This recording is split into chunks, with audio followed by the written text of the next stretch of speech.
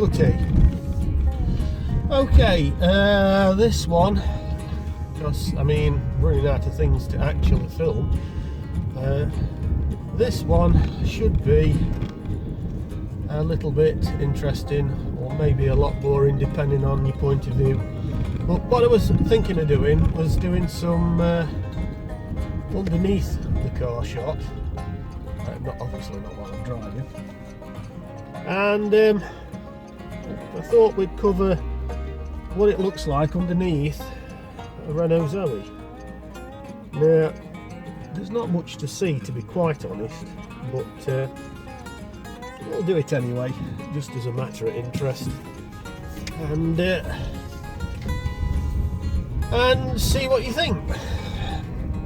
Right, on other matters, the big yin got in touch and he said last year, what is the average mileage throughout the year?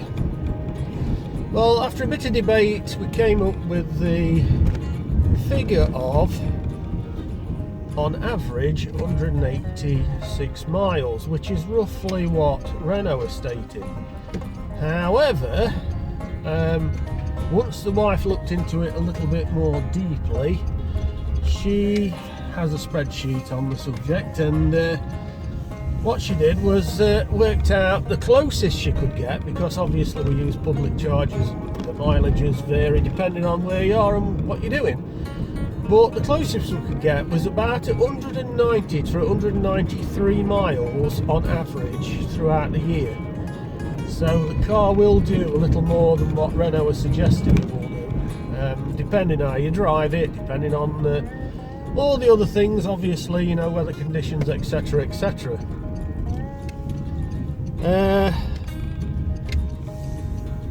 That is about it for that. Okay, so we'll have a look under the car. See you in a bit.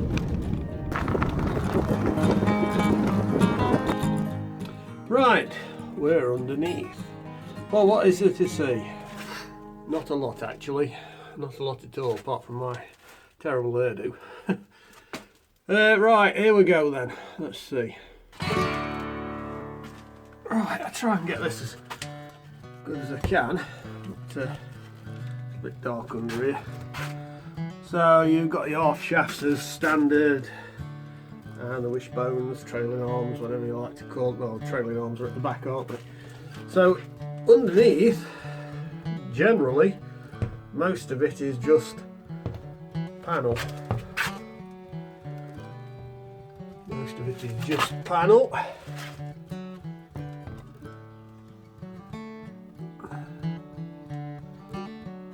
But nothing different to what you would normally see on many other cars.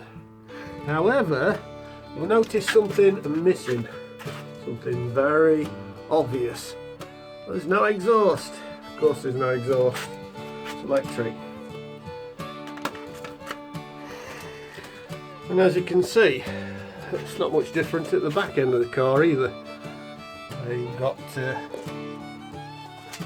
trailing arms, wishbones and all the rest of it, shock absorbers, just the usual stuff. But this is what covers the battery pack, and it goes on all the way under the car. There's nothing much there. So just to get in perspective, there's the rear wheel, and there's my light. Take a walk forward.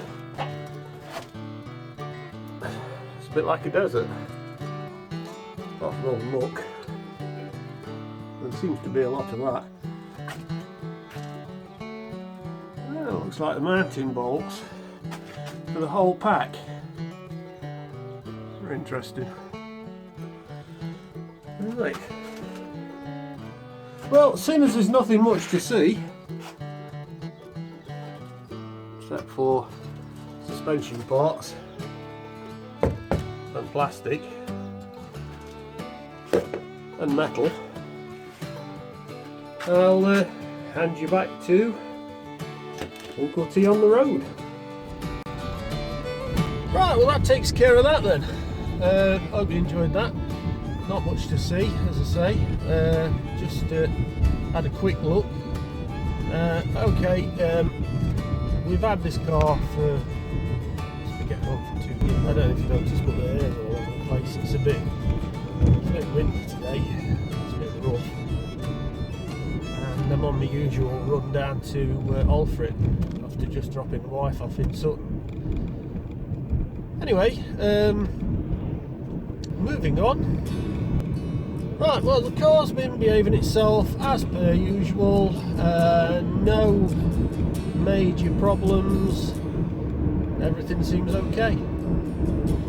I've had quite a lot of questions, and somebody also sent a note on the channel saying get yourself onto Octopus Energy, and I can't remember it is, apologise for that, but yes, at the time that you sent that we were doing it, we were in the process, so thank you very much. And we are now on the Octopus Energy with a smart meter, but we are not on the variable tariff one, where it's the one where you can get cheaper electric during the day, and you have an app on your phone and you can work out when the cheap electric is available. We are on the what I would call economy 4 system, and the economy 4 system is kind of like the 4 hours at night for something around about 5p a kilowatt, something like that. And I think we were paying like 6p a kilowatt, so it's much. Now, I apologise for this year because I didn't do a video in January. Quite frankly, I just didn't feel like it at the time. And I'm not doing very many videos, and it's frankly because there's not a lot to say. However, there is one or two things that might be of interest.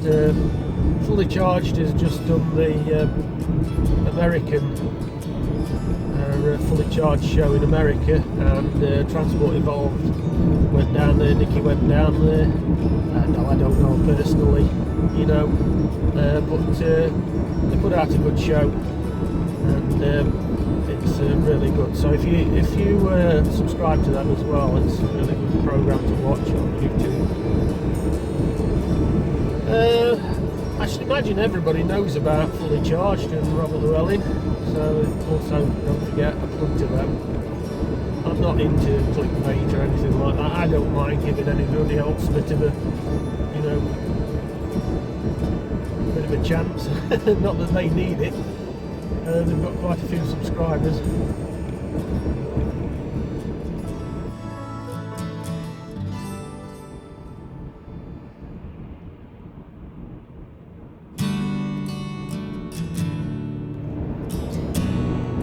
Okay then,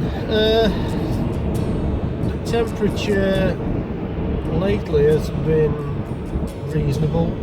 It's not been freezing cold. We've had some cold nights. The times we've had to charge, well, it's over 100 mile easy. 160, 140. Depending on how mild or cold it is. Doesn't drop. I've never seen it to 100. So for all those that saying, oh, this car only does 100 mile in winter, well, maybe if you're using your heater a lot, which we don't, but generally speaking, not a problem. I noticed that there was a Fully Charged program, and it was stated that this car wasn't in the running because it had a very specific type of charge that it needed. Well, it's a Type 2, and if you look at ZapMap, Type 2s are everywhere, so I don't know what they're on about that. But anyway, they corrected the fact that it was okay, and that later on there were other types of charges, etc. But other than that, the program was brilliant, and it's explaining all there is to know about the first time buying an electric car, which is great. That's what's needed. So I think, oh yeah, that was it. It's called Maddie Goes Electric. So that one's a good one to watch. Just to fill in on the basics of it. I mean, for anybody that's already got it, it's a bit obvious really. But for those people who are interested and want to get one, that's a brilliant opportunity to do that. Yeah, it's also been on the news this morning that they are going to ban the petrol and diesel, and also, surprisingly, some of the hybrids. That's they're moving it forward to 2035, I believe. Correct me if I'm wrong. I'll put it on the screen if I'm wrong, but I believe it's that. Well, that's not such a bad thing, I suppose. And also, although they're saying they're banning it, it's actually for new cars only, so there'll still be plenty of them around. Anyway, I'm not far off my destination, so I'm going to say bye for now, and hopefully catch you next month. But it'll depend a lot upon what I've got to say, which is not a lot at the moment. It's pretty much okay. Bye for now.